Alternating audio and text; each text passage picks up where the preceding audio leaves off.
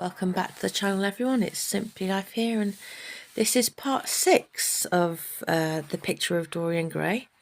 And last time, Dorian was recounting his engagement to Henry and Basil. So we'll get back to Dorian recounting his story.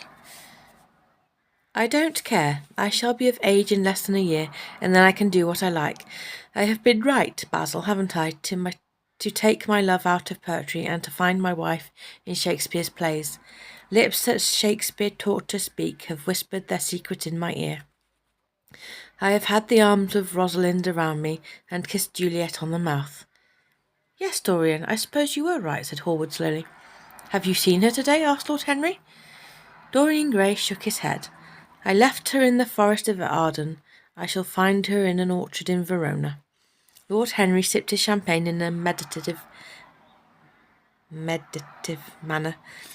At what particular point did you mention the word marriage, Dorian? And what did she say in answer? Perhaps you forgot all about it.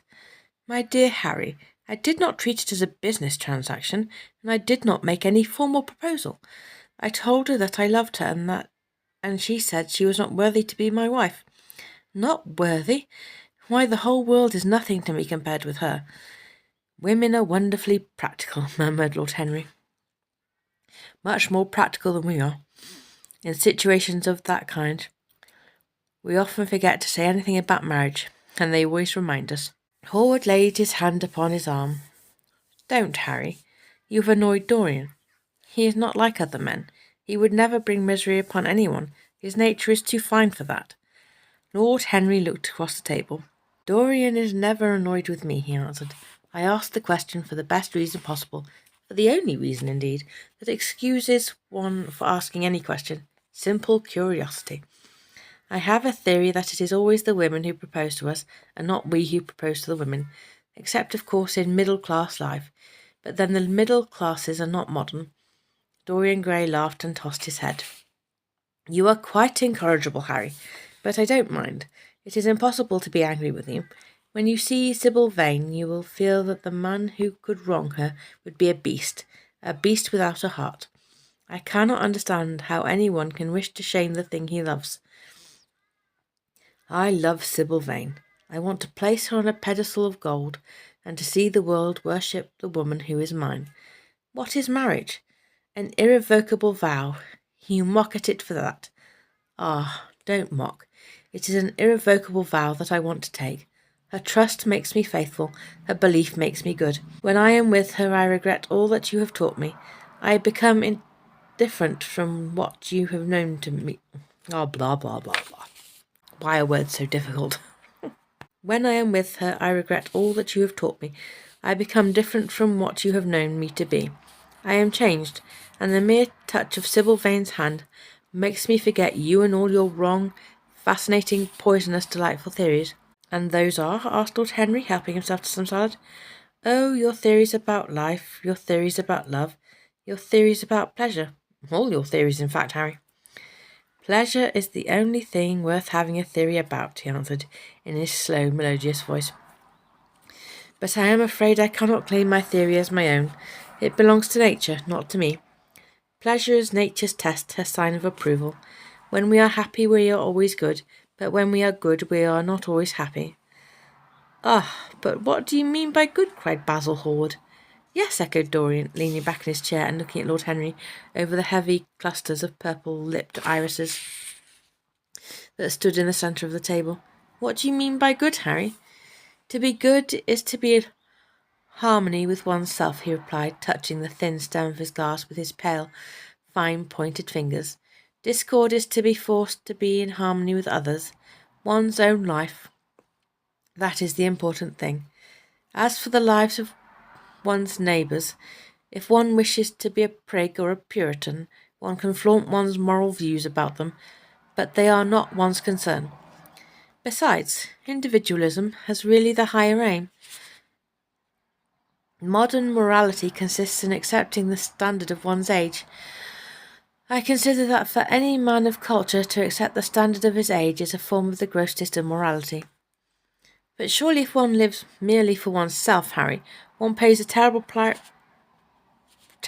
price for doing so, suggested the painter. Yes, we are overcharged for everything nowadays. I should fancy that the real tragedy of the poor is that they can afford nothing but self-denial. Beautiful sins, like beautiful things, are the privilege of the rich. One has to pay in other ways but money. What sort of ways, Basil? Oh, I should fancy in remorse, in suffering, in the consciousness of degradation. Lord Henry shrugged his shoulders. My dear fellow, medieval art is charming, but medieval emotions are out of date. One can use them in fiction, of course, but then the only things that one can use in fiction are the things that one has ceased to use in fact. Believe me, no civilized man ever regrets a pleasure, and no uncivilized man ever knows what a pleasure is. I know what pleasure is, cried Dorian Grey. It is to adore someone. That is certainly better than being adored, he answered, toying with some fruits. Being adored is a nuisance. Women treat us just as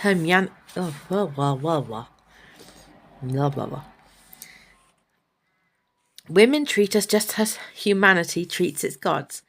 They worship us and are always bothering us to do something for them. I should have said that whatever they ask for, they had first given to us, murmured the lad gravely.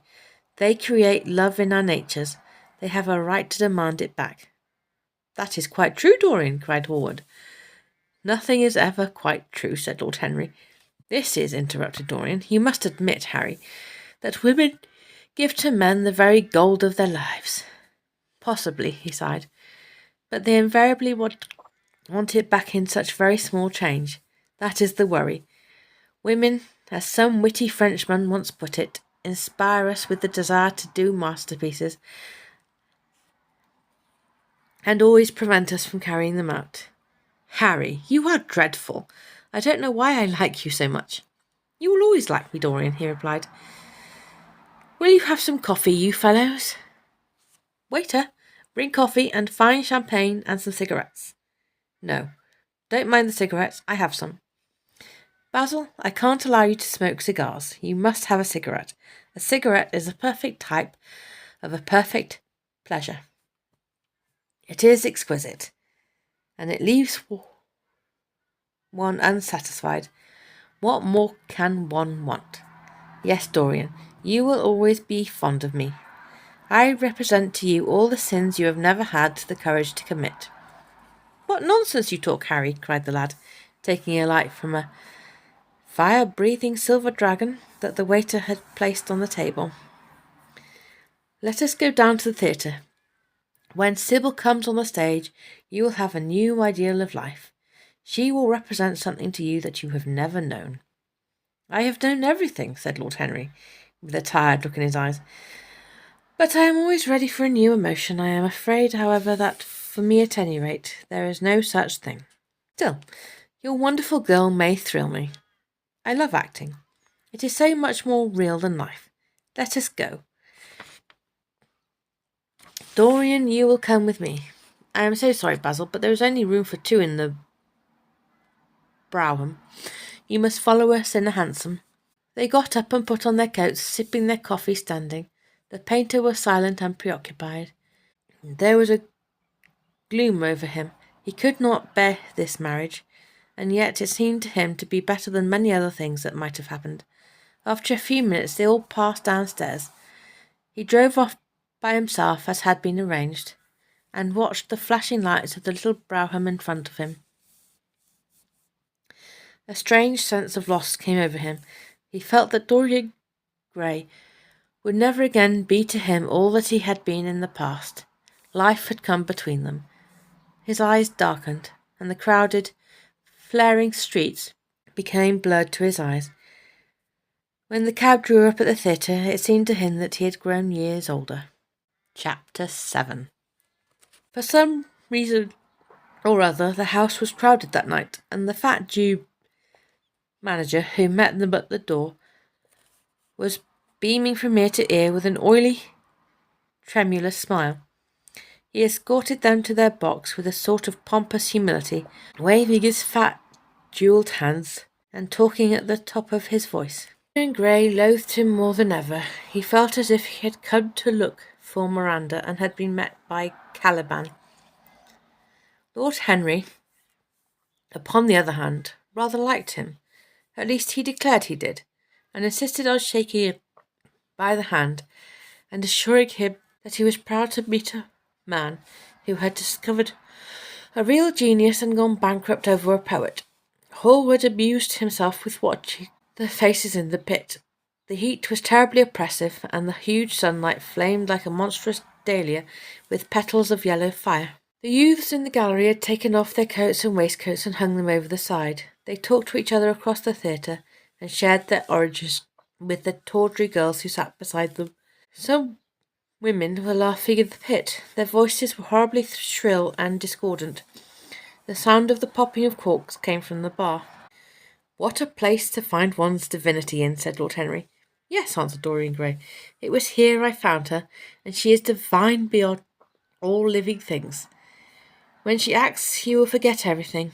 These common, rough people, with their coarse faces and brutal gestures, become quite different when she is on the stage. They sit silently and watch her. They weep and laugh as she wills them to do. She makes them as responsive as a violin.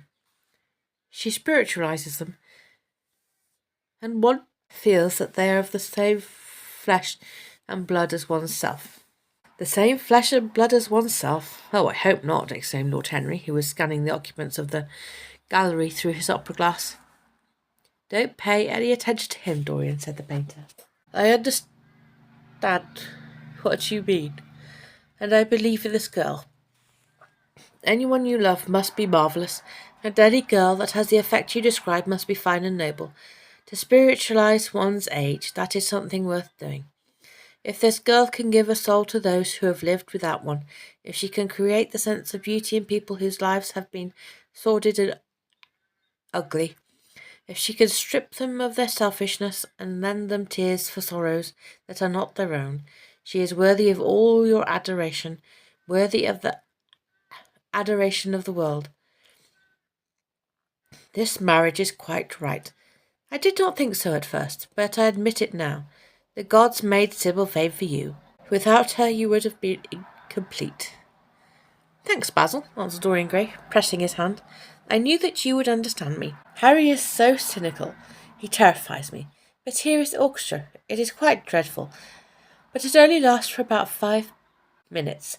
Then the curtain rises, and you will see the girl to whom I am going to give all my life, to whom I have given everything that is good in me." "Oh, you fell on the floor. I'm so sorry. Let me just put you back. I think I'm going to have to do shorter videos for this, because trying to talk for half an hour is a bit of a struggle. Right, where had I got to? A quarter of an hour afterwards, amidst an extraordinary turmoil of applause, Sybil Vane stepped onto the stage. Yes, she was certainly lovely to look at, one of the loveliest creatures Lord Henry thought that he had ever seen.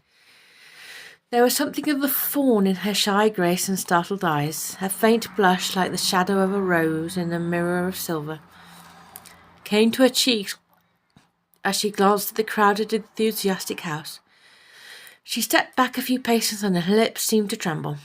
Basil Hallward leaped to his feet and began to applaud. Motionless as one in a dream sat Dorian Grey, gazing at her. Lord Henry peered through his glasses, murmuring, "Charming, charming." The scene was all... No, well, it wasn't all. Although it could have been all, I suppose. But that's not what it says. The scene was the hall of Capulet's house, and Romeo, in his pilgrim's dress, had entered with Mercutio and his other friends. The band, such as it was, struck up a few bars of music, and the dance began. Through the crowd of ungainly, shabbily dressed actors, Sybil Vane moved like a creature from a finer world. Her body swayed while she danced as a plant sways in the water. The curves of her throat were the curves of white lily. Her hands seemed to be made of cool ivory. Yet she was curiously listless. She showed no sign of joy when her eyes rested on Romeo. The few words she had to speak. Good pilgrim, you do wrong your hand too much, which mannerly devotion shows in this. For saints have hands that pilgrims' hands do touch, and palm to palm is holy palmer's kiss. With the brief dialogue that follows, was spoken in a thoroughly artificial manner. The voice was exquisite, but from the point of view of tone it was absolutely false. It was wrong in colour. It took away all the life from the verse. It made the passion unreal. Dorian Grey grew pale as he watched her. He was puzzled and anxious. Neither of his friends dared to say anything to him. She seemed to them to be absolutely incompetent. They were horribly disappointed, yet they felt that the true test of any Juliet is the balcony scene of the second act. They waited for that. If she failed there was nothing in her. She looked charming as she came out in the moonlight. That could not be denied, but the staginess of her acting was unbearable and grew worse as she went on.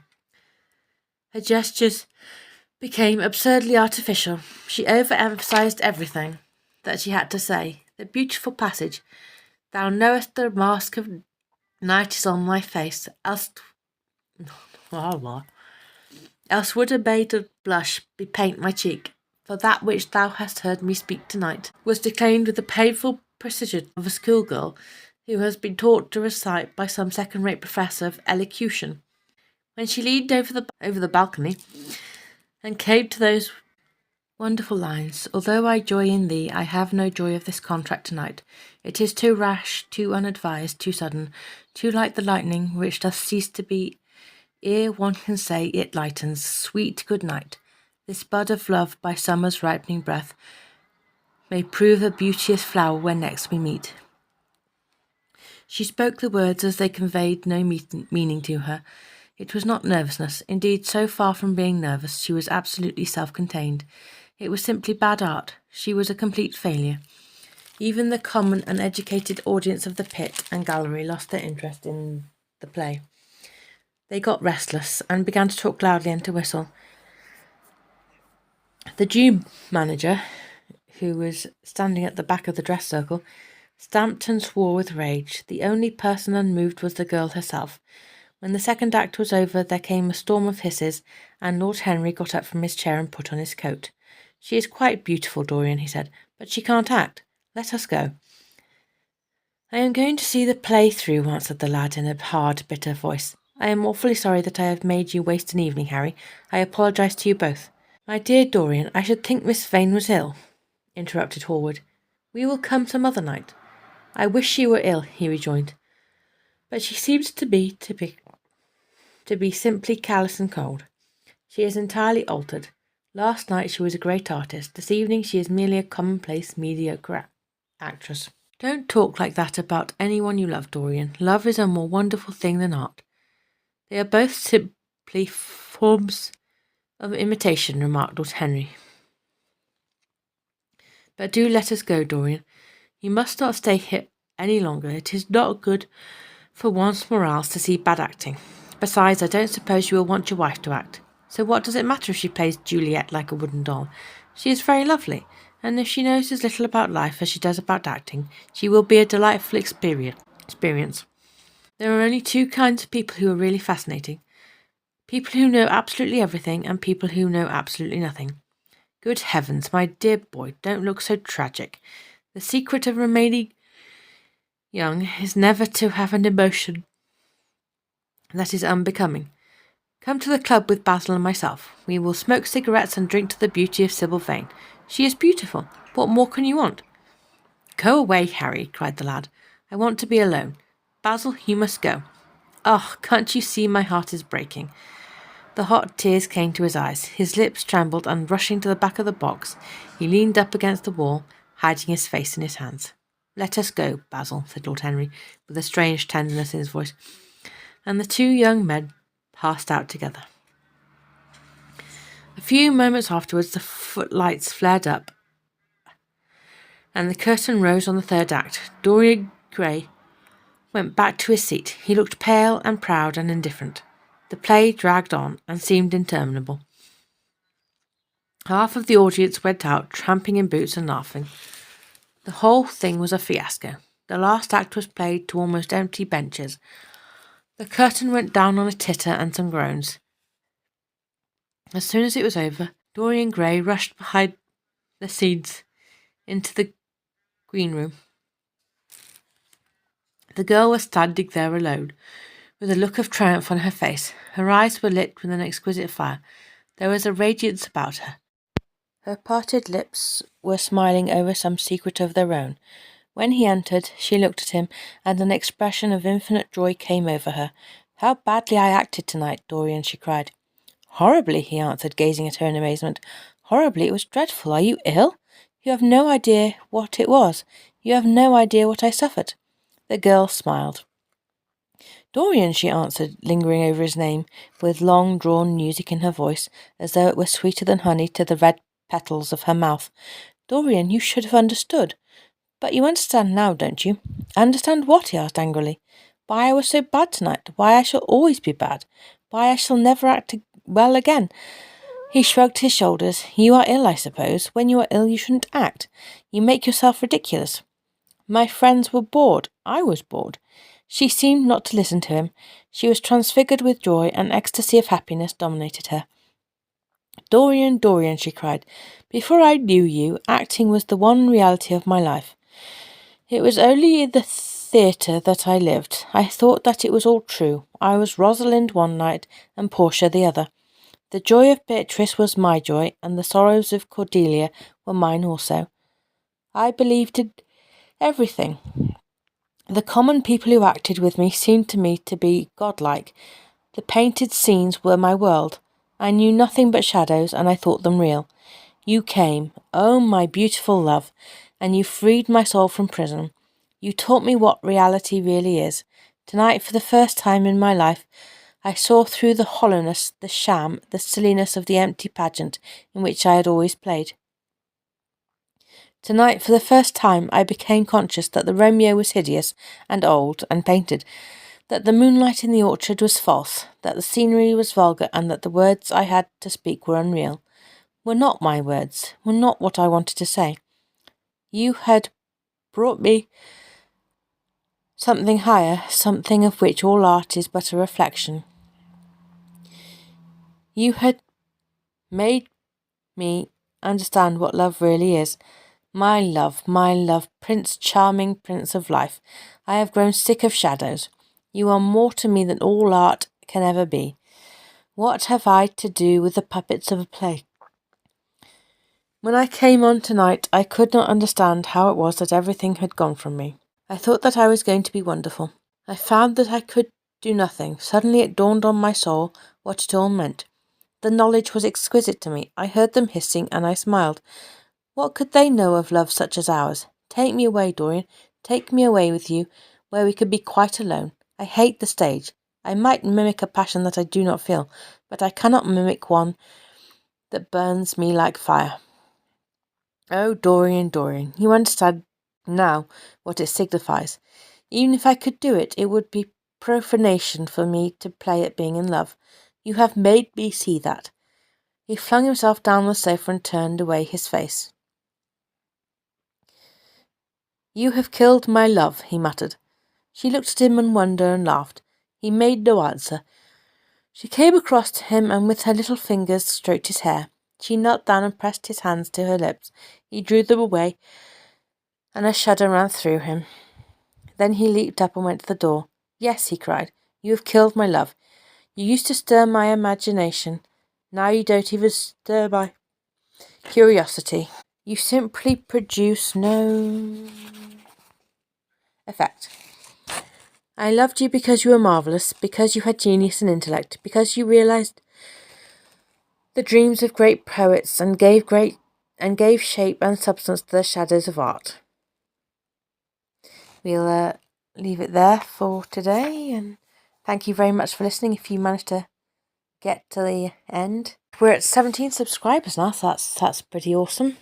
Thank you very much to everybody that's subscribed and continues to watch the videos. So don't forget to click the subscribe button down below. Leave me a comment about anything you like, or an emoji. It's quite cloudy outside today, so You could leave a cloud emoji down below. Like, comment, subscribe, all that fun stuff. And no, that's it. I'll see you in the next video. Bye, guys.